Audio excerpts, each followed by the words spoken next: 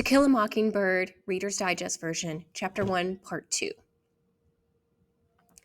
Dill left us in September to return to Meridian. I was miserable without him until it occurred to me that I would be starting to school in a week. I never looked forward more to anything in my life. Jim condescended to take me to school the first day. At the edge of the schoolyard, he explained that during school hours I was not to bother him. "You mean we can't play anymore?" I asked. "At home, we'll do like we always do," he said. "But you'll see, school's different." It certainly was. Miss Caroline Fisher, our teacher, was no more than 21. She had bright auburn hair, pink cheeks, and wore high-heeled pumps and a red and white striped dress. She looked and smelled like a peppermint drop.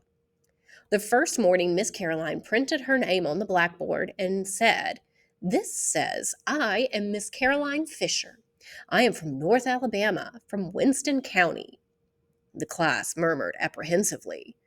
When Alabama seceded from the Union in 1861, Winston County seceded from Alabama, and every child in Macomb County knew it. North Alabama was full of liquor interests, steel companies, Republicans, professors, and other persons of no background. Miss Caroline began the day by printing the alphabet in enormous capitals on the blackboard. She asked, "Does anybody know what these are?" Everybody did. Most of the first grade had failed it last year. She chose me, and as I read the alphabet, a faint line appeared between her eyebrows. After making me read most of my first reader, she discovered that I was literate and looked at me with distaste. Miss Caroline told me to tell my father not to teach me any more. "It's best," she said, "to begin reading with a fresh mind. I'll take over from here and try to undo the damage." I retired, meditating upon my crime. I never deliberately learned to read, but for all the evenings in my memory, I had been wallowing illicitly in the daily papers or anything else Atticus happened to be reading when I crawled into his lap every night. I stared out the window until recess, when Jim asked me how I was getting along. "Jim, that lady says Atticus has been teaching me to read and for him to stop it." "Don't worry, Scout," Jim comforted me. "Our teacher says Miss Caroline's introducing a new way of teaching. You don't learn much out of books. If you want to learn about cows, for instance, you go milk one, see? It's the new way they're teaching the first grade. It's called the Dewey Decimal System." Soon, Miss Caroline was waving cards at us on which were printed "the," "cat," "man," and "you." I was bored, so I began a letter to Dill. Miss Caroline caught me writing and told me to tell my father to stop teaching me. "Dear," she said, "we don't write in the first grade, we print. You won't learn to write until you're in the third grade." Calpurnia was to blame for this. It kept me from driving her crazy on rainy days, I guess. She would set me at a writing task by scrawling out the alphabet firmly across the top of a tablet, then copying out a chapter of the Bible beneath. If I reproduced her penmanship satisfactorily, she would reward me with an open-faced sandwich of bread, butter, and sugar. "Everybody who brings his lunch, put it on top of his desk," said Miss Caroline, breaking into my new grudge against Calpurnia. Molasses buckets appeared from nowhere, and Miss Caroline walked up and down, peering into lunch containers, nodding if the contents pleased her. She stopped at Walter Cunningham's desk. "Where's yours?" she asked. Walter Cunningham's face told everybody in the first grade he had hookworms, and his absence of shoes told us how he got them. Well, Walter did have on a clean shirt and neatly mended overalls. "Did you forget your lunch today?" asked Miss Caroline. Walter looked straight ahead.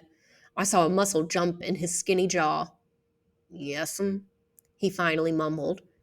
Miss Caroline went to her desk and opened her purse. "Here's a quarter," she said. "Eat downtown. You can pay me back tomorrow."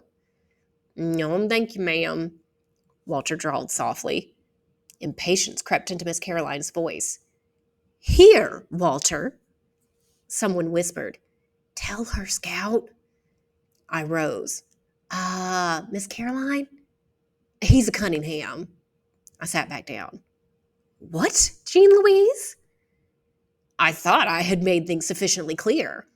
Walter didn't forget his lunch. He didn't have any, nor would he have any tomorrow, and he had probably never seen 3 quarters together in his life.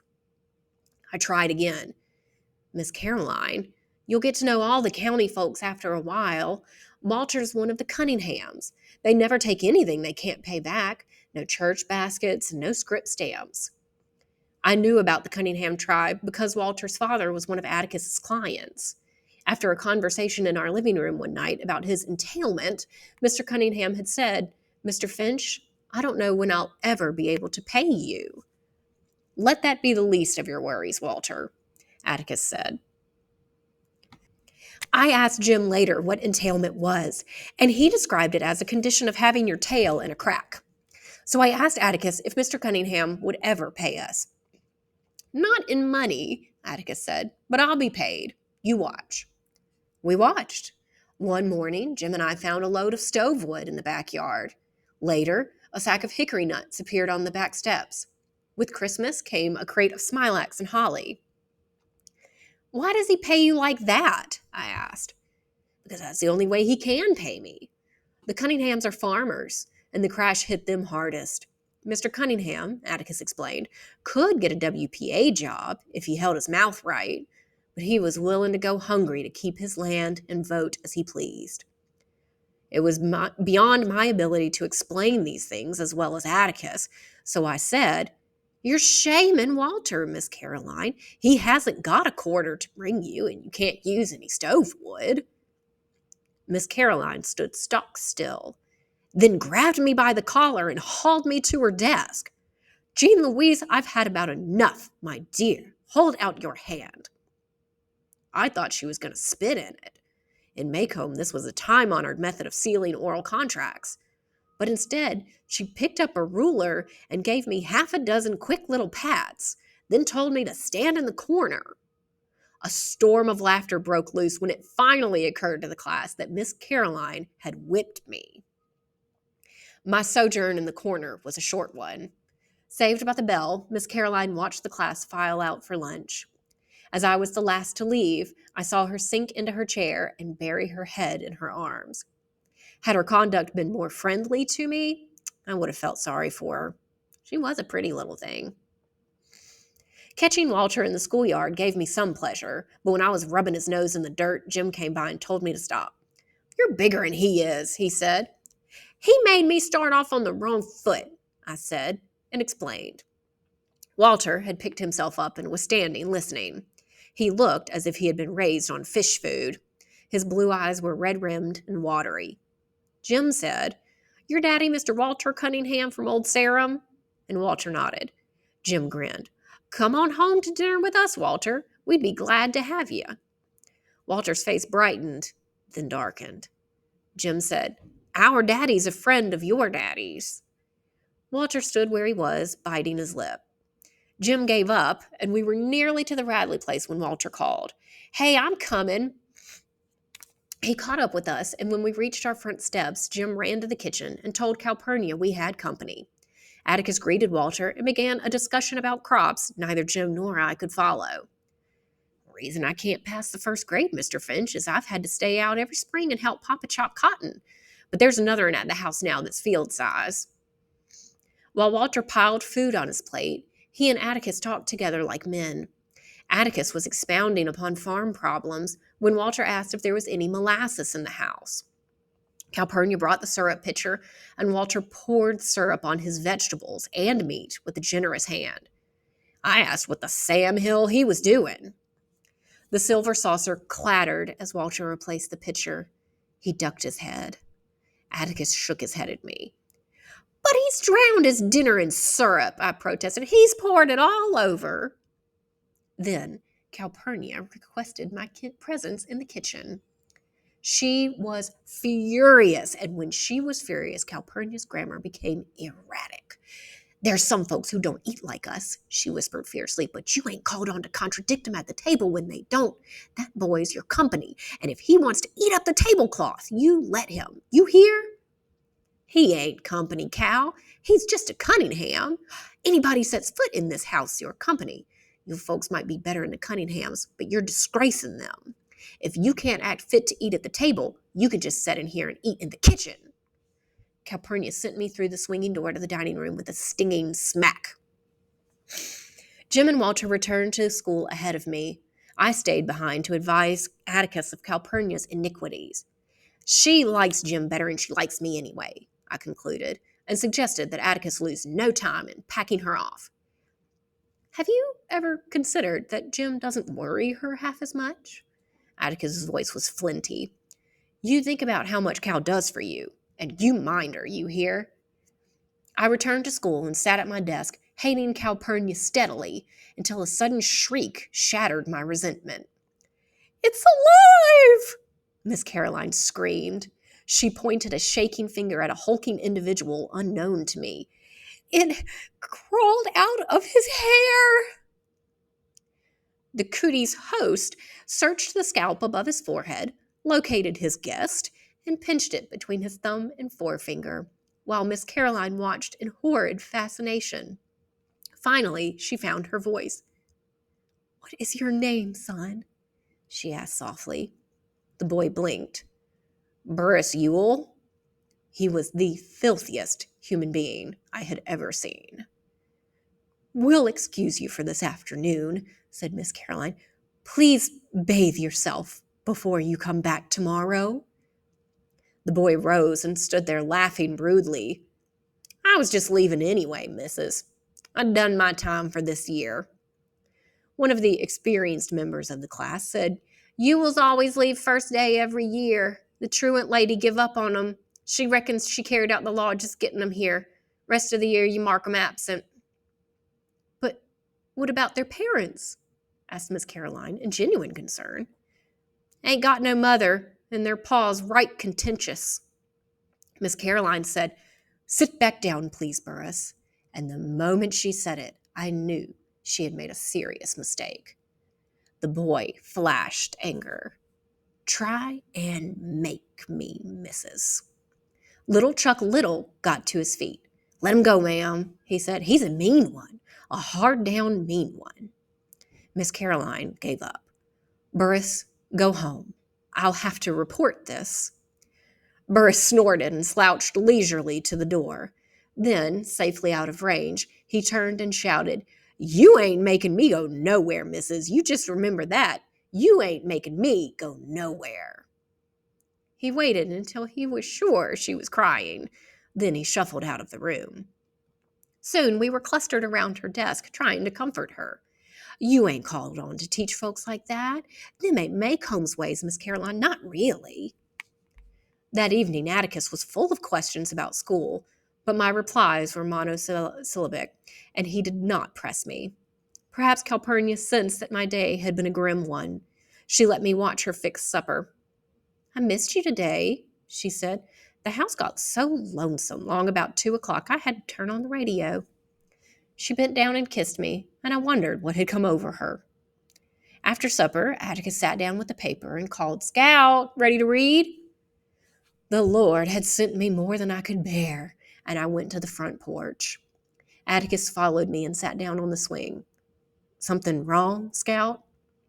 I told Atticus I didn't feel very well and didn't think I'd go to school anymore if it was all right with him. Atticus crossed his legs and waited in amiable silence while I sought to reinforce my position.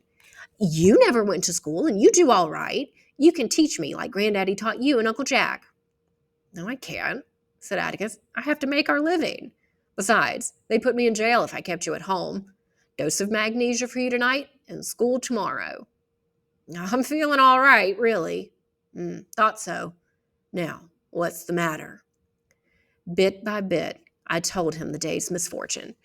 And she said you taught me all wrong, so we can't ever read anymore, ever. Please don't send me back, please, sir. Atticus stood up, walked to the end of the porch, and examined the wisteria vine. Then he strolled back to me. Scout, he said, if you can learn a simple trick, you'll get along better with all kinds of folks. You never really understand a person until you consider things from his point of view. Sir? Until you climb into his skin and walk around in it. Atticus said I had learned many things today, and Miss Caroline had learned several things herself. If I'd put myself in her shoes, I'd see that I could not expect her to learn all Maycomb's ways in one day, and I would not hold her responsible when she knew no better. I said, I didn't know no better than to read to her, and she held me responsible. Atticus, I don't have to go to school. Burris Ewell just goes the first day.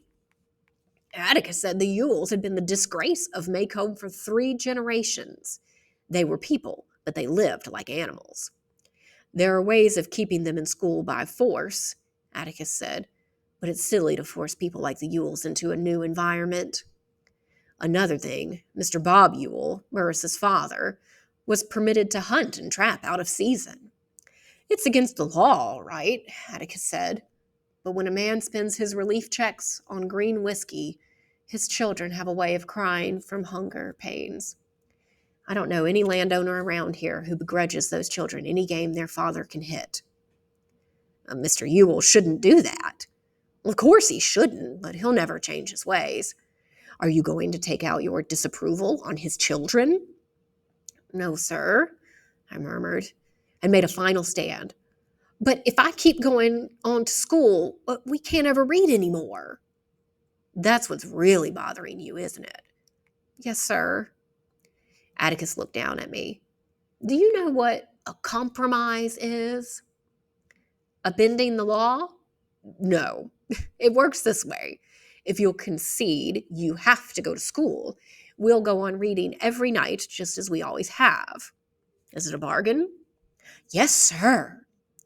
We'll consider it sealed without the usual formality, Atticus said when he saw me preparing to spit. And, by the way, Scout, you'd better not say anything at school about our agreement. I wouldn't want Miss Caroline after me.